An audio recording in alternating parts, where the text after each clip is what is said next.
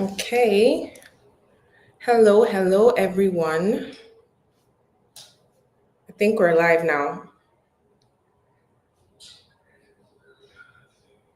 Okay. Hello, every. 1 second. Okay. Hi, guys. Welcome to Lakwy's Lifestyle. This is my first YouTube live, so it is new to me. So let me apologize in advance if there's anything that goes wrong. But yeah, I'm very excited to be hosting this my first YouTube live and with a topic that is really dear to me because I'm an immigrant in Canada, and these are things that I would say most immigrants have experienced. Challenges with getting a job, breaking into a new career.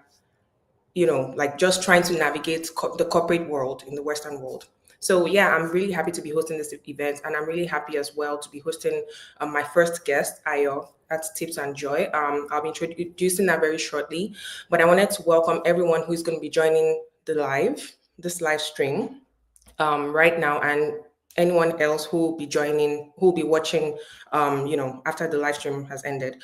So thank you guys for tuning in, and make sure you subscribe. Don't forget to subscribe. This is meant to be an ongoing series. So yeah, I still have more guests that will be coming on the live stream. So yeah, let's get started. Not to take too much of our time. So my guest is my friend. So I've known Ayowale. I used to call her Ayowale, but now we call ourselves, short names because you're in the Western world, so nobody wants to be calling you your long name. But anyway, I've known Ayo since '99, so it's been that long. We're in the same secondary school before she left. She deserted me to another secondary school. That was back in Nigeria, and then we met in university. So that was in Nigeria as well, our first undergraduate degree. And then she moved to the US and then moved to Canada, and we met in Canada. So yeah, we've known each other for a really long time. So Aya is a project manager and she's a scrum master at a top consulting firm.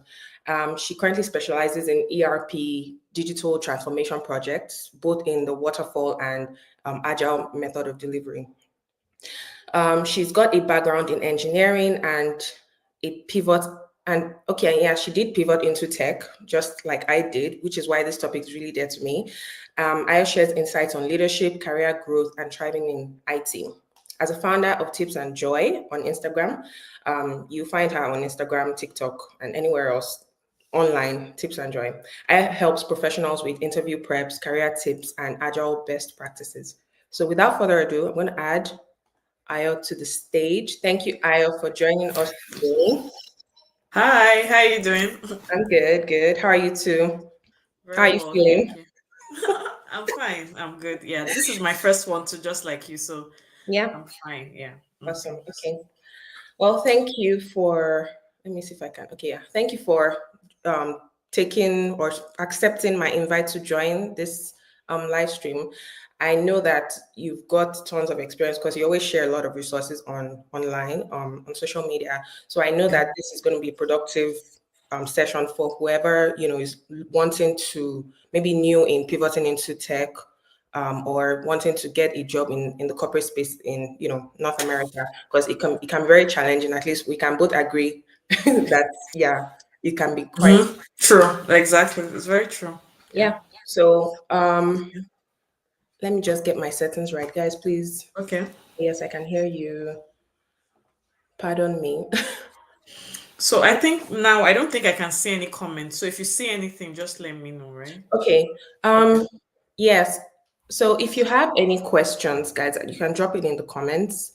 I'll try to Yeah. see them, Really. and then we'll put some time towards the end to answer any questions. I've kind of curated a few questions that I feel like will Okay. Yeah. yeah, people's questions or people's thoughts. So let's Okay. start from there.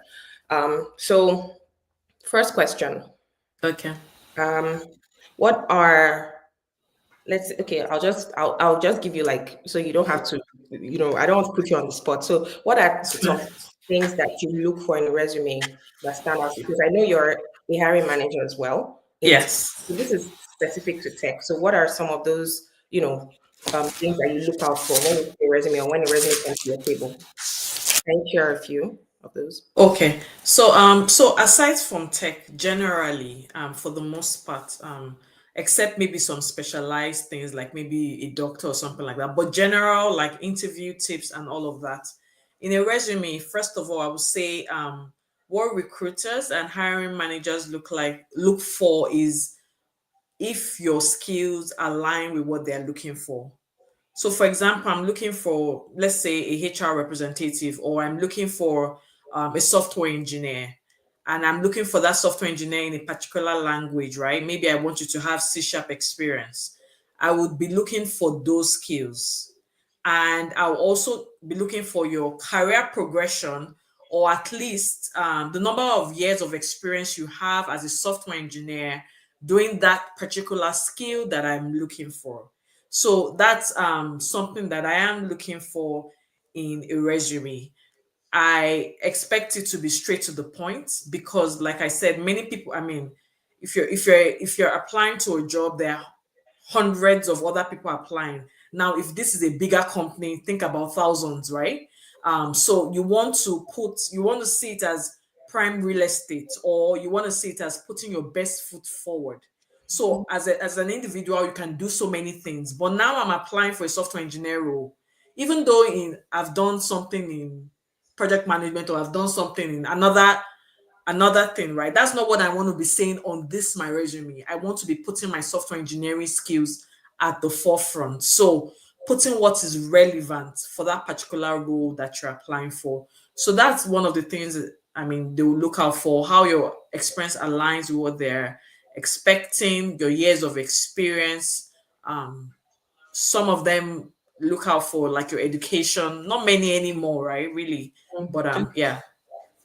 Okay, so yeah, which brings up a very good question because you mentioned something now. So in the past, especially when I was new in tech, then they'll say you should, add a lot of experiences. So you see that your resume is like 4 or 5 pages or even Yes. more. Some people have like, so what do you think? Like, do you still advise us to like fine if you put the most relevant, jobs at the Things. top, you still want to put those experiences at the bottom? If you want to, but I would say it's not really necessary, to be honest. Because if I already then that's just adding fluff, right? Adding things that are not necessary to your resume. So for example, you're applying for a project like me. I started as a petroleum engineer, and then I moved into project management and also being a scrum master, right? I have a lot of things to say about petroleum engineering, but the Mhm. role I'm applying for now is a project manager role. So, what will it benefit you for me to start talking about how porous a reservoir rock is, and then the permeability or porosity? In Mhm. your mind, you're like, seriously, like, what am I using this information for? Right? So, there's no need. If at the top, or if I can put what is relevant in that resume in terms of showing my project management skills, even if it was in an oil and gas company, right? So, for example, like for me, I don't just cut off all my oil and gas experience because it doesn't align with IT. No, I will put my oil and gas job, but I put myself there as a project manager, and I highlight just the project management skills because that is what I am applying for. Now, it might be that I get into an interview and maybe someone is curious about my educational background and then says, "Oh, I also worked in this oil and gas company." Yeah, I've already gotten the interview, then I can delve into other areas, right?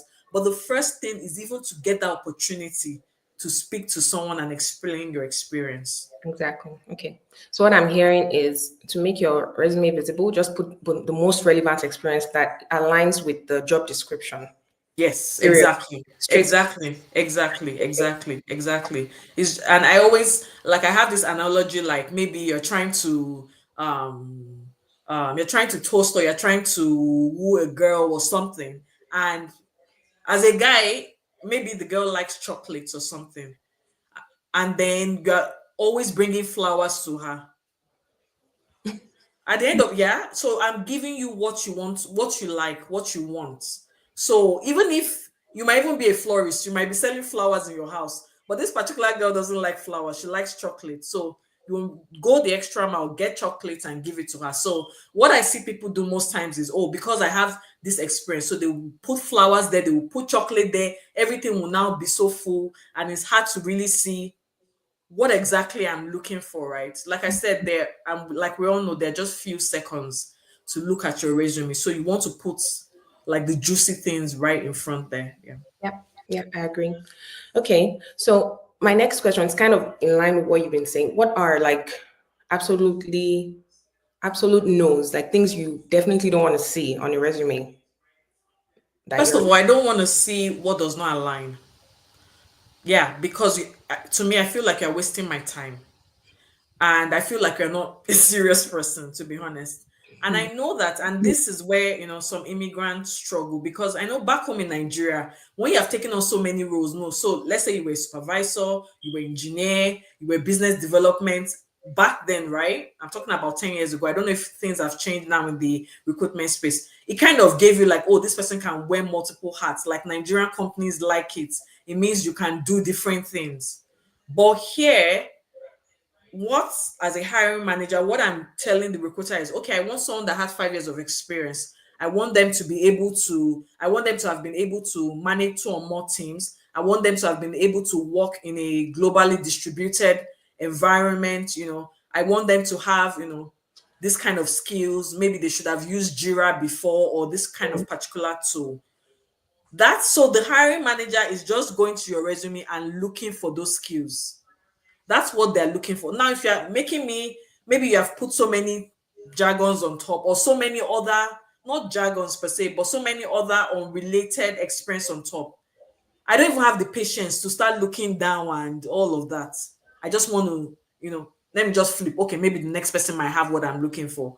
So at the end of the day, I don't want to see experience that is not aligned to what I'm saying. Then another thing that we need to do is that the first page of your resume is like prime real estate. So you want to use it well. You want to use it very well, right? For example, if your education doesn't closely align to the role, that means it's not really related, honestly. So put it at the bottom, right? Let yeah. them, if they really want education, then they might scroll there. But put it at the bottom. Now you see that some companies, maybe you have heard that, oh, these companies, they always like when you have computer science experience. And you have computer science experience. That means it's something that is of importance to the company. You can put it on top. So on a normal, like me now, that I studied engineering, it's a good thing. Like many companies like engineering, but I'm applying to many project manager roles in IT spaces. In my opinion, is not really relevant. So my education is at the bottom of my resume. Yeah. So I put like the experience. So after a little summary, not having a summary that is half the size of the first page. Even if I have to put a summary, right? I put a little summary in bullet points, and I start with my experience so that they see it right there and there. Yeah. So of definitely using that page properly. There's no I don't think there's a need for pictures and all of that. Yeah. Um I don't think that's really and here in this go ahead. Yeah, I don't know if they even do that in Nigeria. And some people were, you Okay, know, okay, Nigeria. Oh no, no, no. It's when I got here that I realized that some people put pictures. yeah, Like, really? I never did that. But yeah, Yeah. I definitely don't think that's necessary. And it might Yeah. even cause some bias, you know. True. And sometimes, like when you upload the resume on the other person's side, right? On the recruiter side, it might not come out properly again, That's true. formatting issues and all of that. Then some people put a lot of contrasting colors. Like I know some people put like maybe light blue and white, gray and white. That's still fair. It's not really, really important, but if you really like it, use light colors, not deep, colors that, formatting to can also be a problem on the other person's end. It might look wonky. So it's Yeah. not something that is advisable. Yes. Okay. So make sure you're maximizing that first page of your resume. Put Yes, the most yes, relevant information there. Anything yes. that seems relevant to that job description, just move it to the bottom. And simplicity is key. I always like I abide by that. So me, I just go with black and white. Yeah. I don't want to stress. So yeah, I Exactly. definitely agree with that. Okay. Awesome. So my next question, when it comes to applying, like, okay, for example, I'm a project manager now, and maybe I'm a project right now. I'm a product manager, but my experience is in e-com. So maybe I want Okay. to go to another industry that requires, I'm just thinking, maybe like Salesforce experience, for example. Okay. I don't necessarily have that experience, but I have project management experience. So how can I adapt? How can I tailor that job description to my resume? Like, what kind of tips can you share regarding that? Okay. So are you applying for a project manager role or you're applying for a Salesforce role?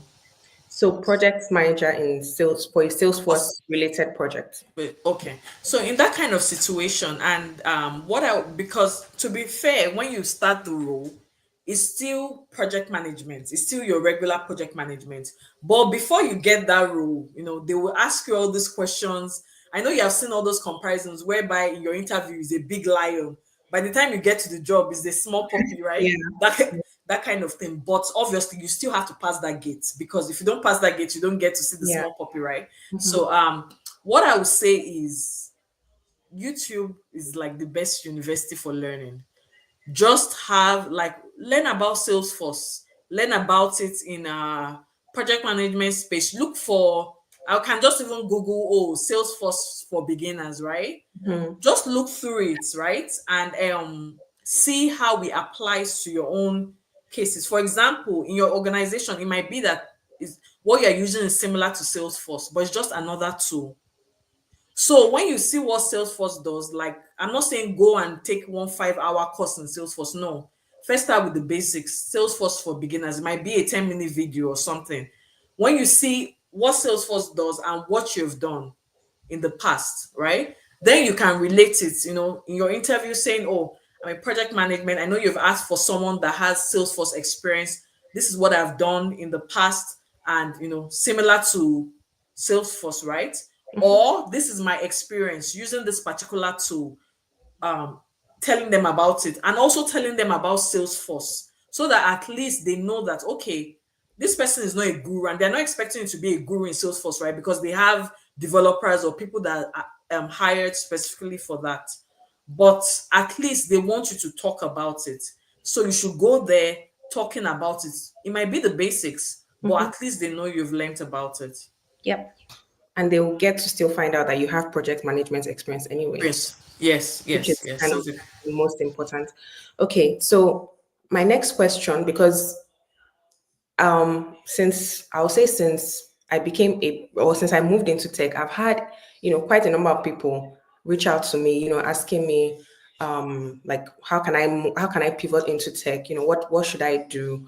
And I won't say there's like an actual linear path per se, but there are some things that you need to do that I feel like everyone needs to do. So as a project manager or even scrum master, those are usually the two major roles. major things, And yeah. those roles kind of overlap, to be honest, because if you're working in an Yes. agile environment, you're most likely going to be a scrum master. So, True. can you share some few tips, things that people that are looking to pivot into those types of roles should have, things, qualities or skills that they should have as project managers or scrum masters?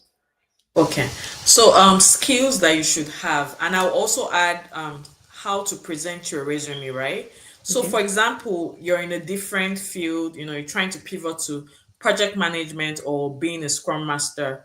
One thing I would say you should do is still going back to YouTube. I will first personally, before you go about paying people, do Mm-hmm. your research yourself.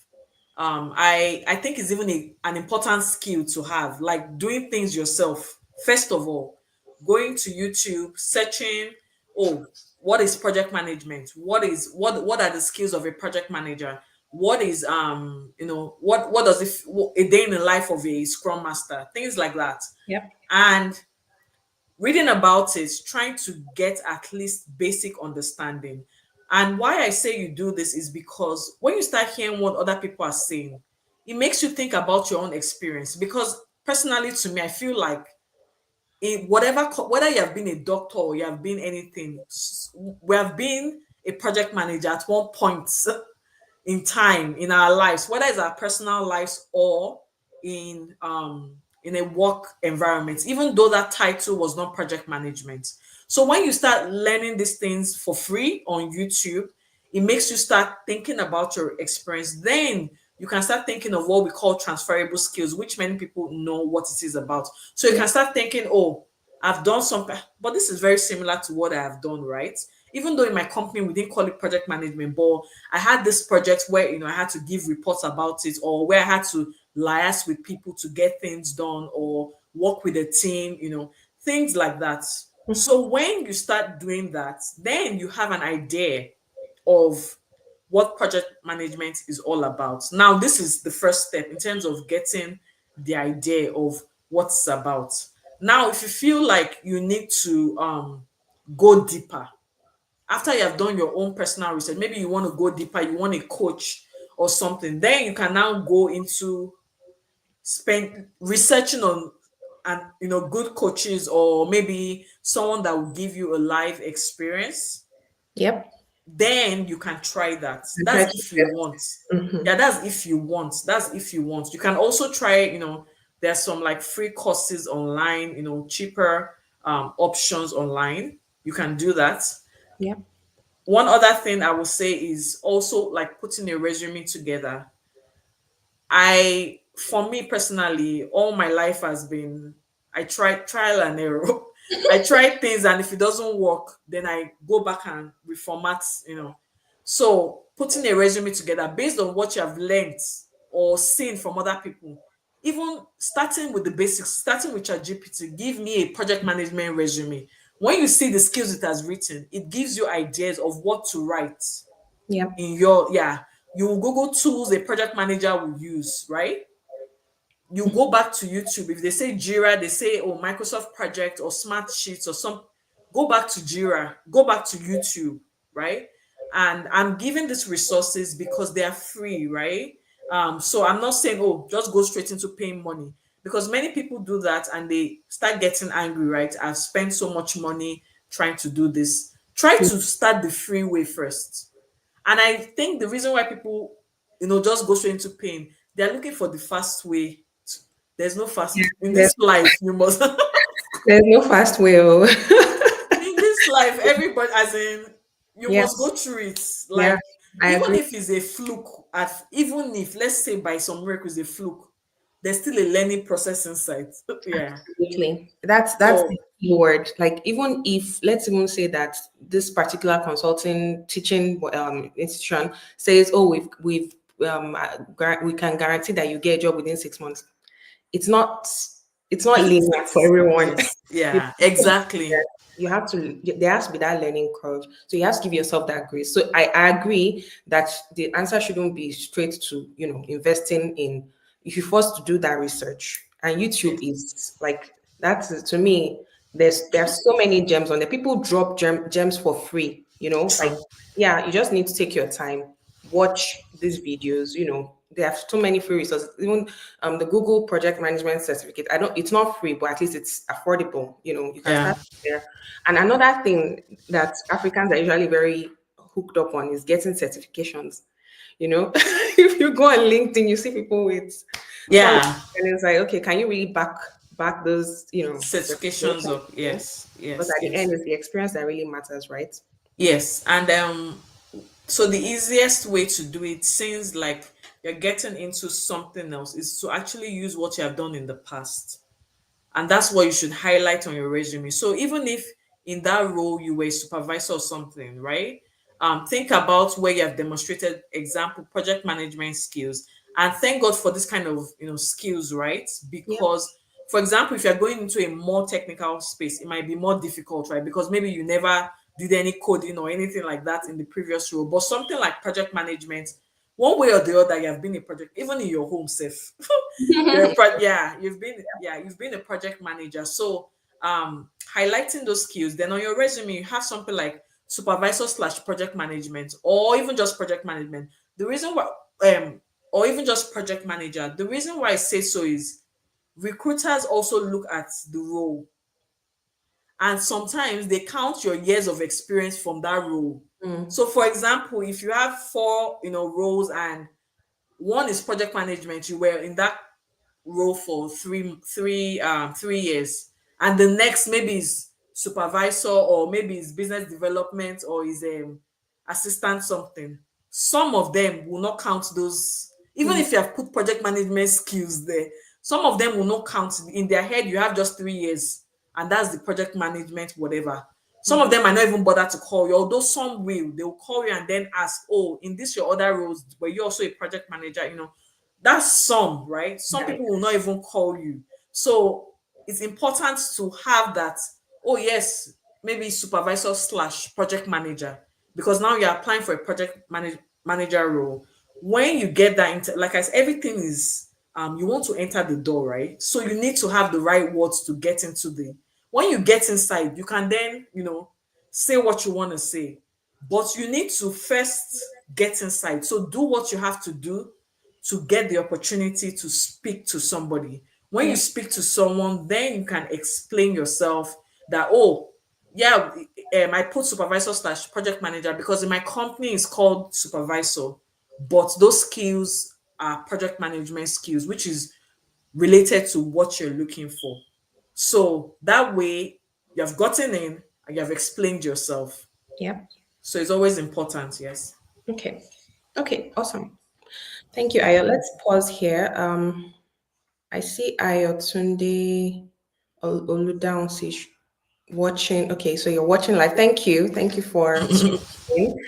Um, if you guys are watching live at the moment, feel free to share the link with others so they can join in or watch at a later date. Because I feel like many people will benefit from this information. As I mentioned earlier, um, I know what it was like, trying to pivot into tech when I newly started, and how challenging it was, to just land that first interview. But Yeah, after true. getting the first interview, at least my confidence, grew, and I started getting Yeah. better, and eventually the first job came. So yeah, and yes, if you're watching again, just drop your questions and we'll address them as we continue. Okay, so my next question is about interviews. So I know that you're a hiring manager. I've also hired a few people in the past, and to be honest, it's not as easy as as it's not as easy as it looks, because most times I've been on the other side where I was one being interviewed, but when I had to Yeah. interview, I was not like, this isn't even easy. So I don't know why I was always nervous when I had to, like, face the hiring manager. It's not easy even as a hiring manager, but so as a hiring manager, are there, any, like, during the actual interview, are there any soft skills that you assess, during the interview process? Yeah. So in terms of soft skills, like I always say, I think confidence. Is so important. Like it can't be underestimated. To be honest, I know you will have experienced it in life, even in work. You will know that this person doesn't really know anything. Thank you. 100%. But the bosses always listen to them, always, Yeah. you'll be wondering, like, What hey, are you saying? exactly, like, what are you even saying? Confidence is it cannot be it Hmm.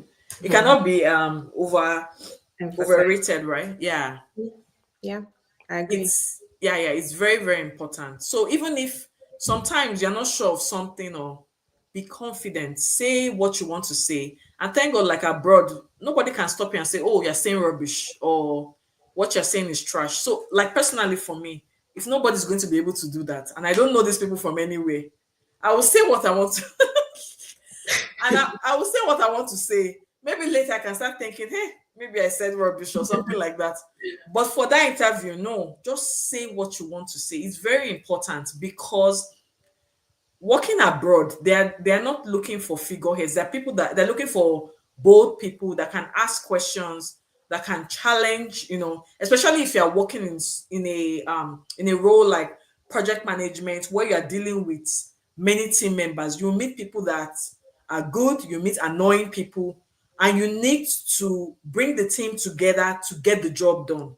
So if Hmm. you see someone that is always causing trouble in your team, you need to be able to sort out that issue quickly before they corrupt the rest of the team members.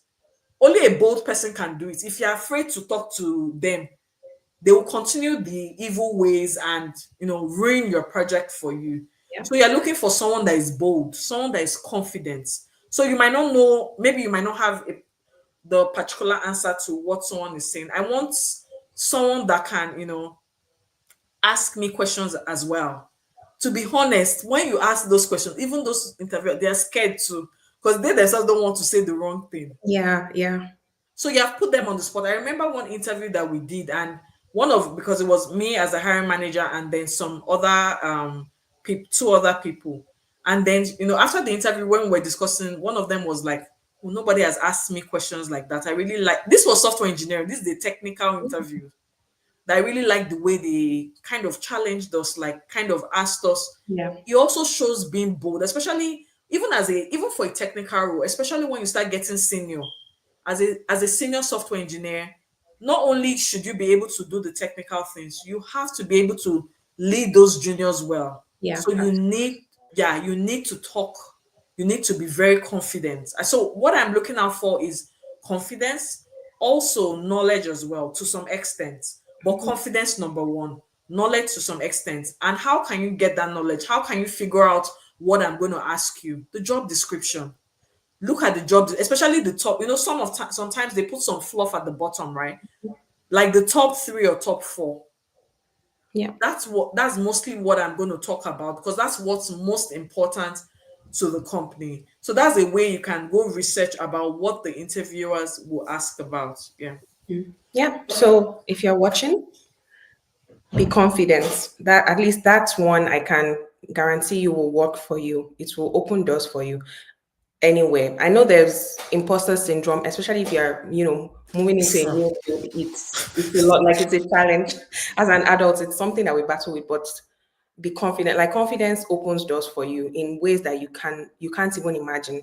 And in North America, the way they even, and I'm sure Ayo, you can also attest to this, that the way they bring up their kids here, even from a yeah. little age, they build them up to speak loudly. That's why sometimes you listen to some people, you're like, this person is not saying anything, but the person is so loud and clear and you know, So I actually admire that a lot, in this environment, because it just shows that you can get your way without even, I'm not saying you should not know anything. Obviously you do True. your research, because it will give you a higher advantage if you have the knowledge.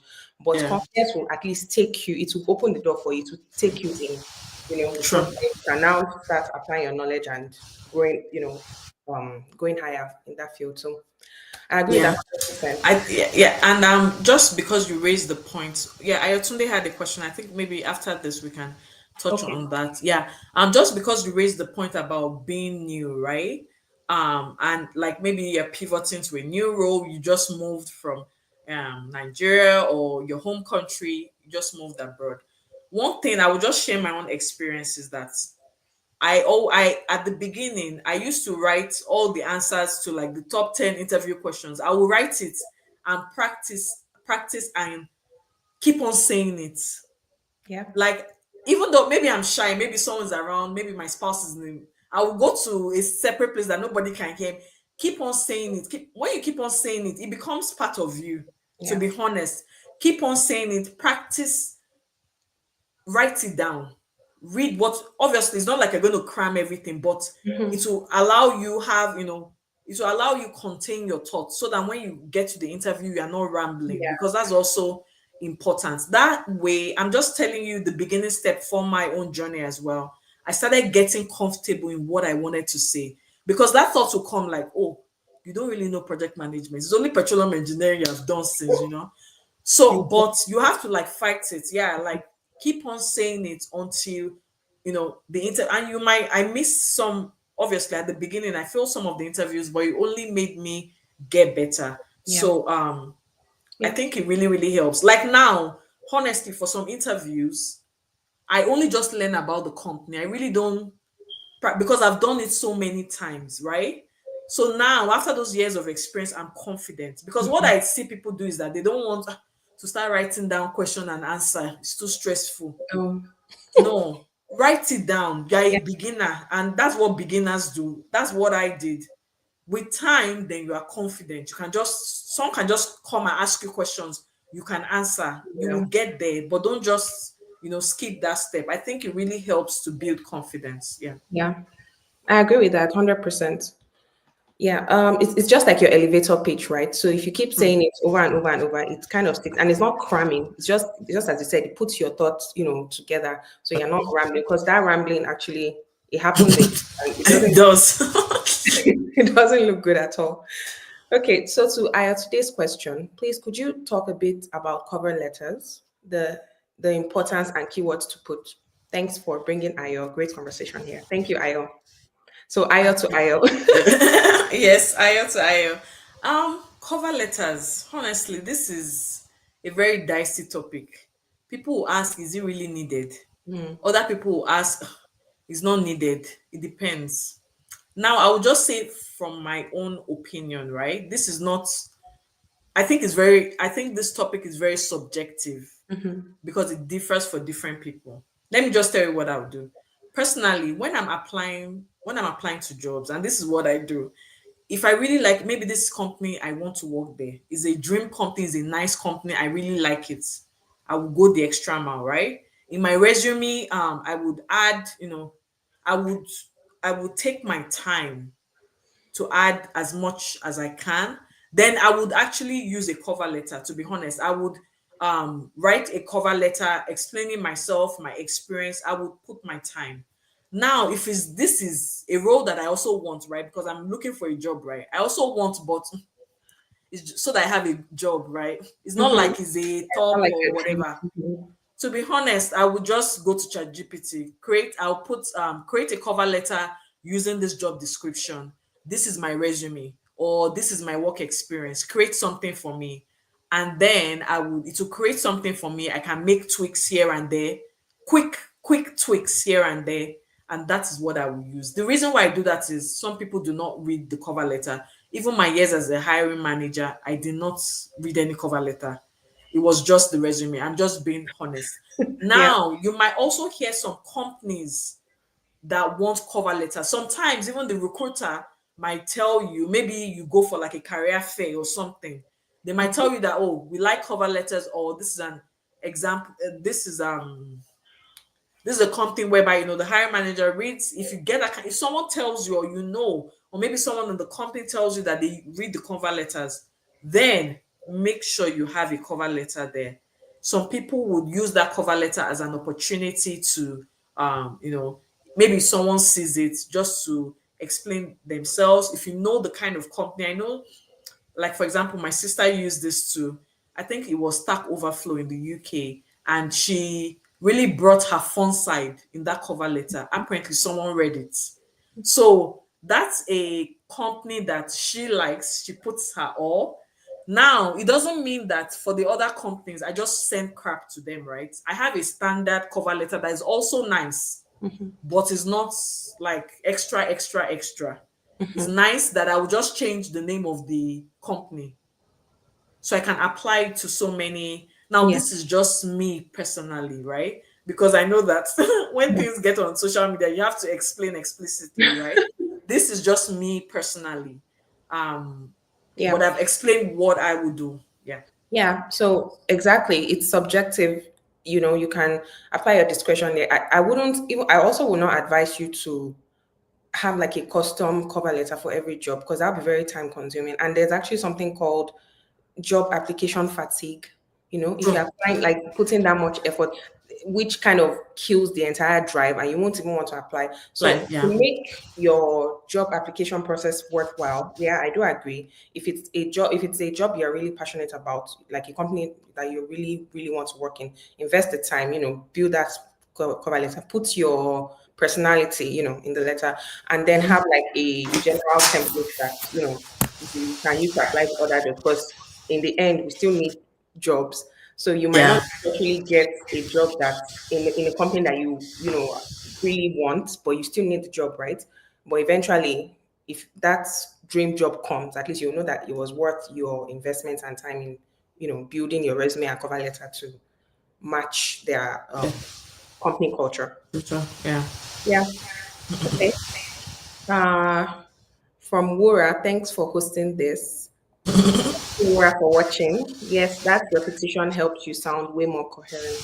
This is referring to you writing out your points and saying them in. Things. I also did the same thing, and it really, really helped. I remember this company where I'm working at the moment when it was. I think it was like during the pandemic, like 2021, towards the end of 2021, and they just asked me, okay, just tell me about yourself, and I already had my elevator pitch, and I delivered.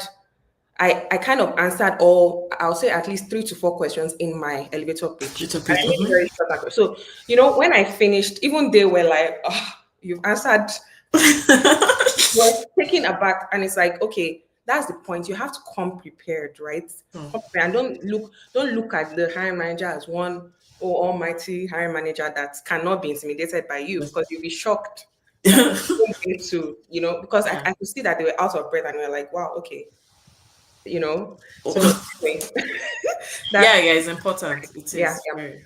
Okay, so let's move on because I know we're running out of time very quickly. So for post interview, like for example, now maybe you just finished interviewing some a candidate, and um you want to advise the person now, like, okay, what should the person do post the interview? I know some people have said, okay, maybe like send a follow-up message, maybe 24 hours after, or maybe 3, like people have different schools of thought. So I want to know Yeah. what would be your recommendation, like Mention. post interview, what are the action the candidate Okay. should do? Mhm. Okay. So, and I will also share what I do to. Um, I would send a message to the recruiter because first of all, you speak with the recruiter. Then, when you pass that stage, you speak to the panel, right? Saying, "Oh, thank you for the opportunity to interview. Oh, I had a great time speaking to, for example, Anna, and the interview went well. Hoping to hear some good news. You know that we all have that format, different formats of Mhm. that. So Yep. I'll put that there. Most times they respond like, "Oh, yeah, I'll catch up with Anna. Get your feedback, that kind of thing." For example, what happens these days is maybe after 1 week or so, or maybe they told you that, oh, they will get back to you and you haven't heard anything. Personally, I will send the recruiter a message again, maybe a week or 2 weeks, or maybe a few days after she said she was going to reach out to me. I'll send a message, oh, just following up on this, hoping to hear some good news about it, or hoping for some positive response, or just wanted to follow up with this. I personally would, and I encourage it because it brings you to the top of mind. Yeah. So it's, yeah, some people actually send messages to the interview panel. That also works sometimes. Sometimes you might not even get to see their email, right? Yeah. So it's just the recruiter that has been sending you mails. I get in touch with them in terms of I actually reach out back because I would say that in two of the roles I have gotten, honestly, the first one they kind of, I don't even know if they forgot or there was just some kind of pause. Mm. And then I sent her a message like, oh yeah, maybe something like, even if it's just giving me some kind of update, like, oh, I didn't forget you. This is what's currently happening now. It makes me more at ease than me just wondering, did I get it? Did I not get it? Yes.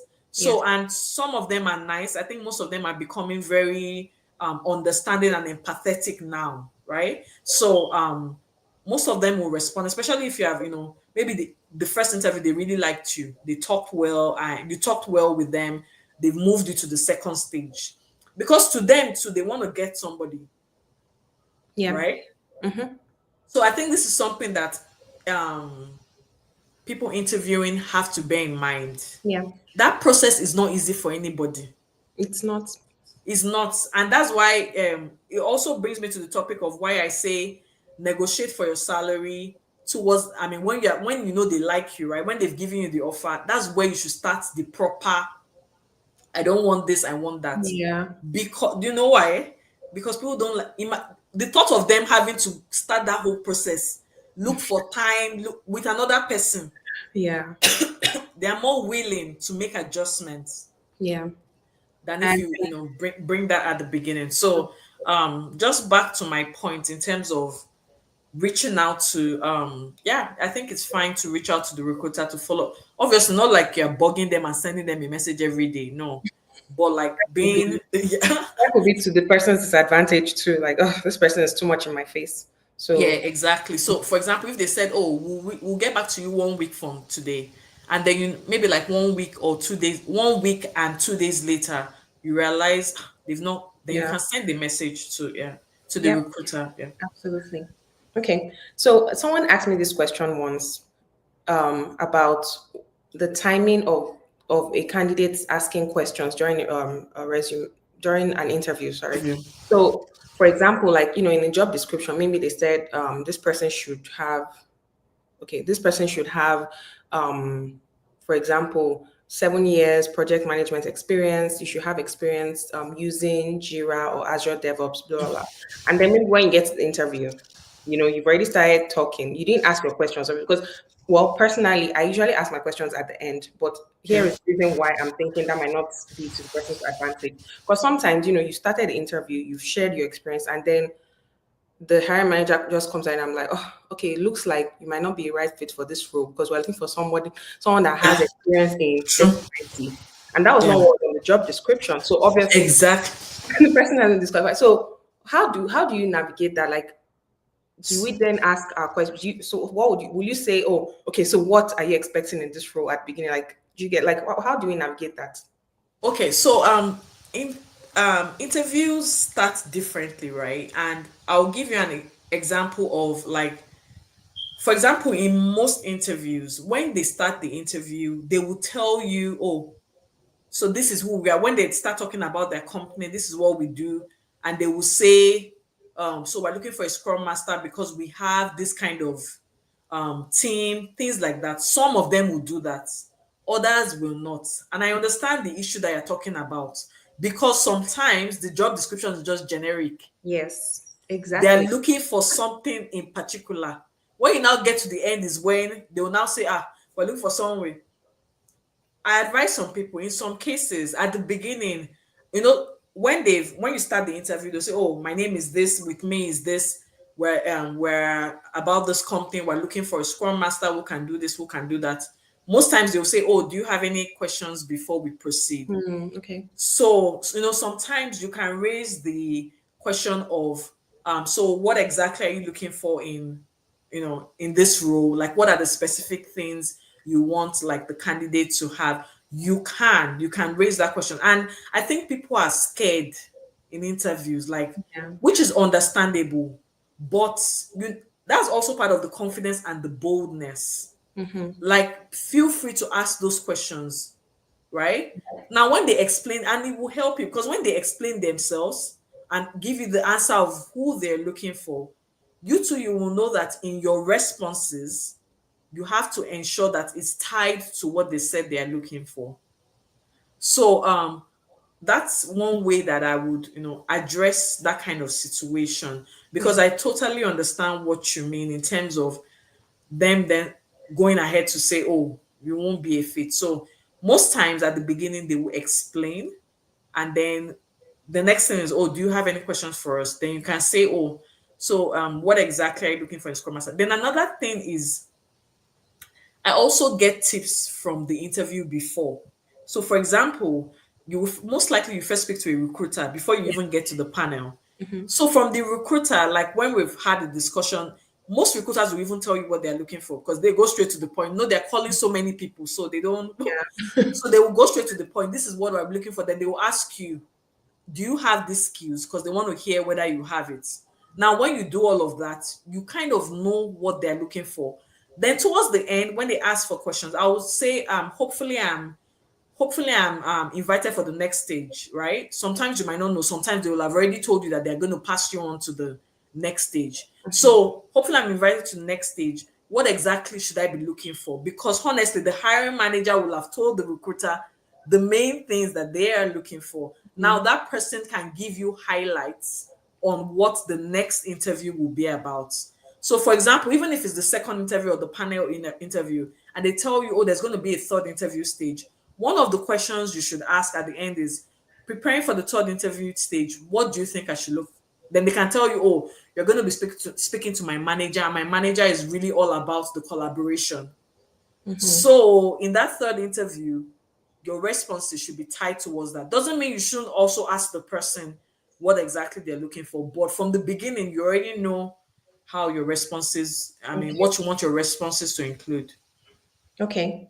Yeah. So what I'm hearing is just make sure you are asking the right questions, like asking early on. Don't be scared to ask because it's when Yeah. you ask, that's when you can, from asking, that's when you get that insight, especially Yes. from like the recruiters interviews step before moving on to the True. hiring manager. Feel free to always ask questions because yeah, I think I definitely agree with that because I've noticed that has happened a couple of times and it's like, oh, why did we waste our time, even starting this interview in the first place? But yeah, I definitely agree with that. Exactly. Yeah.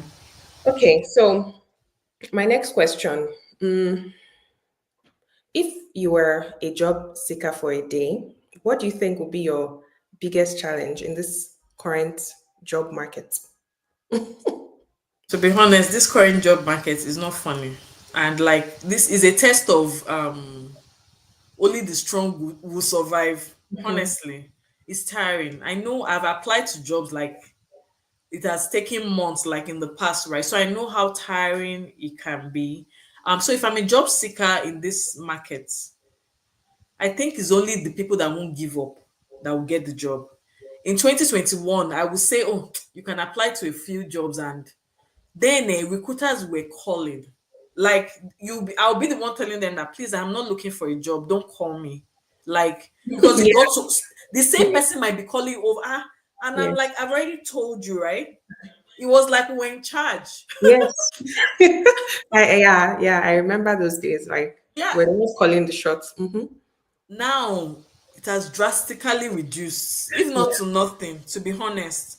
So I would say, like I've mentioned earlier, it's only the ones that will persevere that would eventually get something. And when I say persevere, I mean you're speaking to people about it, you're networking, you're going to events, like it has gotten to that level. You're asking people, you're just all those days of I don't know this person, I can't ask them. Oh. I'm asking like, can you refer me to a role? This is what I've done. I know you don't know me, but these are the skills that I possess. This is what I've done, and I think it relates to this job description. If you can please refer me, right? So now it's just the bold, and it's honest. I know people say quality, quantity, yes, but quantity is taking a higher ranking, right? You Yeah, have to be putting out so many. You have to be anywhere and anything you see, yeah, just applying, yeah, yeah. and then yeah, just picking out those ones that okay, maybe this company I really like it, so then you can spend some time on it. But volume is also really important, Really even important. more important these days. Yeah. Okay. Ayo says, great thoughts on the cover letter. Thanks. And she has another question here. Okay. Please, what would you advise on application close date? Do recruiters generally wait till the closing date before concluding on the shortlisting or abort the process once ideal resumes are found? So, when I was applying, and what I do is I look for, with the way on LinkedIn or all those job applications, you can toggle like in the past 24 hours.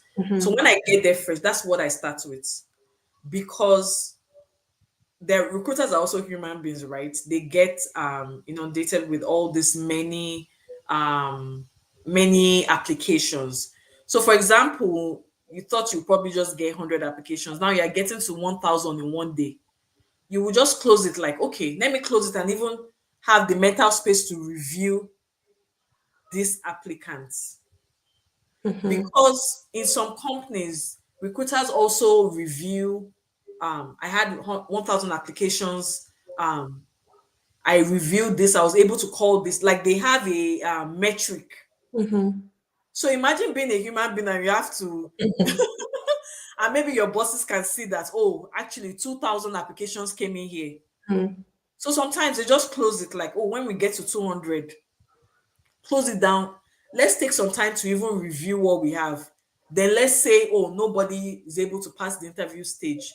After a while, we can open it back up and see if we get anybody else.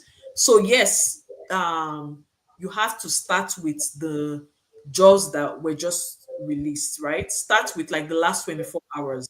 for example, I had a target of what I wanted to apply to every day. So I wanted to apply to 10 jobs in a day. So I will start with the past 24 hours, see the roles that align, I will apply to those jobs. Then I will increase it to maybe the last 3 days, apply to those jobs. That's how I go. That's how I until I reach the mark that I'm looking for. Now, sometimes I will just after I've reached my mark, right, apply to like the most recent jobs, I will actually look through because sometimes some are still open, right?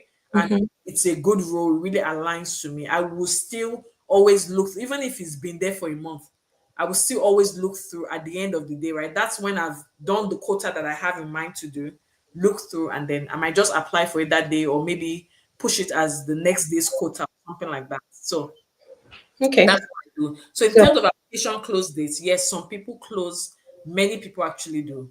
They close that before the close date. And let's not forget that they're also internal people, right? yeah. Internal people looking to so I think there's some kind of rule that states that you have to post the job on like on a job site or something like that. Then some of them might even already be considering their internal staff too.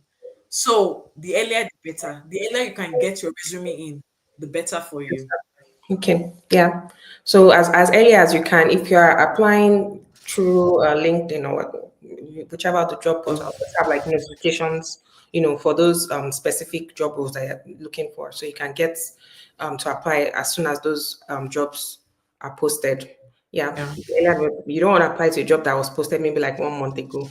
You most likely will not be looking at Sure. that resume. Okay, thank you for that.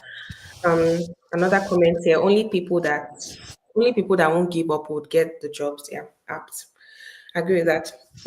So, with regards to the future, so how do you see the job market evolving in the next few years, like in the tech space? We had a time when it was the employees market. Now Okay. Yeah. it's the employers market. Do you foresee any future trends? Yeah, I think everything is a cycle to be honest. And even though to be honest, sometimes it's like the employers enjoy more. Their cycle lasts longer than employees. But Yeah. everything is a cycle. And what I would say is to be prepared. I really, really loved that time when we were in charge. Not only for me, but for other people. Like I like the fact that people will put their resumes together. You would coach them or tell them so, and maybe like in a month or 2 months time, or in a month's time, they're telling you they're interviewing. Maybe like in 2 months' time, they've started a job. It Yeah. was really good. Like it's Yeah. I really really liked it. Like I like it, not even for myself, for people. Like the way people, I like when like I want to work, so let me get a job, right? Not like this time where there are people that are looking for jobs, but they're just not able to, right? So Yeah. it's not nice and it's not fun in my opinion, right? It's not Stressful. yeah, very very stressful, and you know how, and money is important, most important. So like um it's um it's something that I think is a cycle, and we'll always have now, like I said, employers' time might last more than the employees, but it's a cycle, and the world is ever changing now with AI. Everything in the workspace now is AI. Even your goals for the year, they want you to incorporate something AI Related.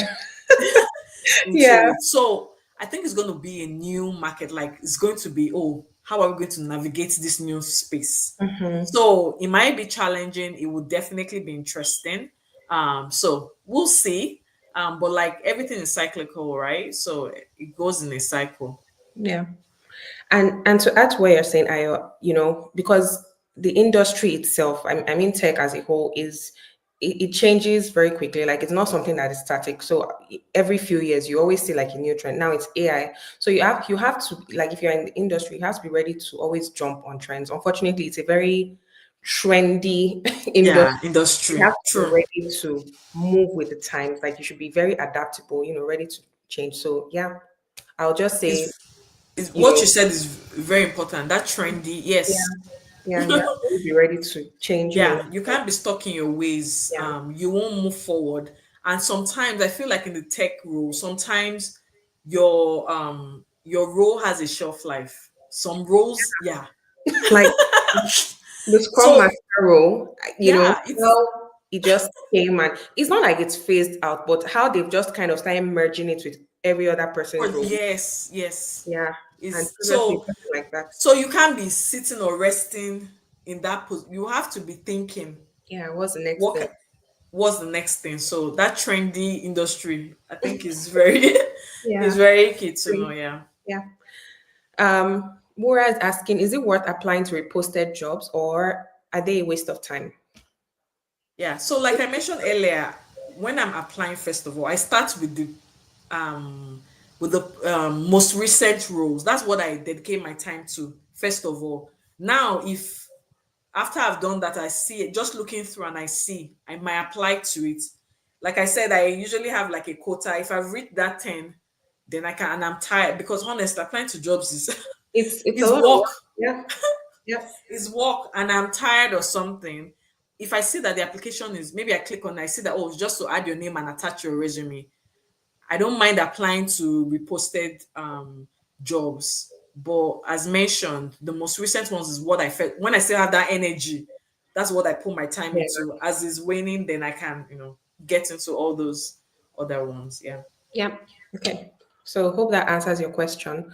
Just, gauge when you're looking at the jobs, gauge which one you want to invest your time in first Yeah. and Or it's only if the company is something that's really attractive to me, then okay. regardless, I will apply it.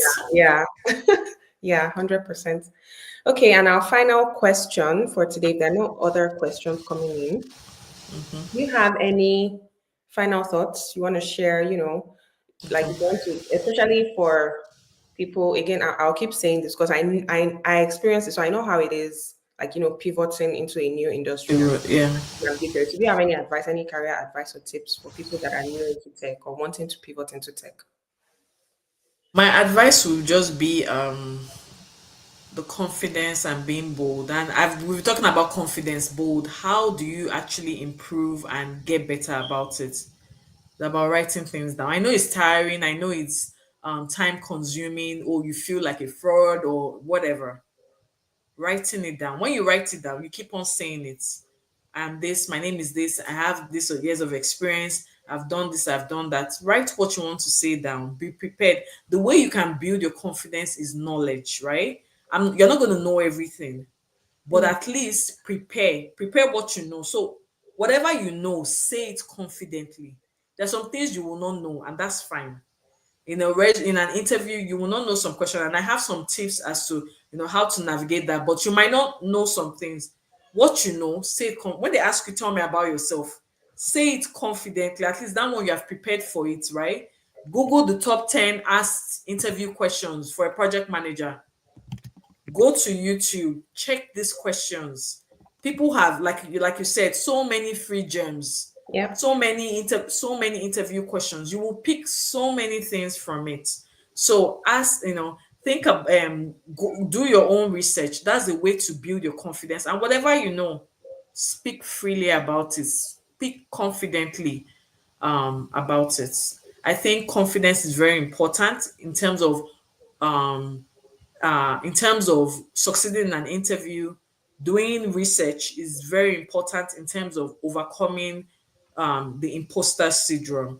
And in this tough job market, I would say, I mean, the only people that get the jobs are the ones that do not give up, yeah, because sometimes it feels endless, yeah, but you just have to keep trying. People are yeah, still getting jobs, yeah, to be yeah. honest. So, People are still getting jobs, even despite how challenging things are. true. And another thing, to add to what you're saying is if you have that back of your mind that you're not the only one applying for a job, there are other people out there with, even people that are even way more skilled. So when you Mhm. think about that, and you're looking at the odds are against me, but the odds are not against you because at the end of the day, your resumes will all be looked at by, those same set of people. So you just have to put your best foot forward. Don't Or give, yeah. continue to build your confidence and yeah, eventually the job will come. Yeah, eventually. Yeah.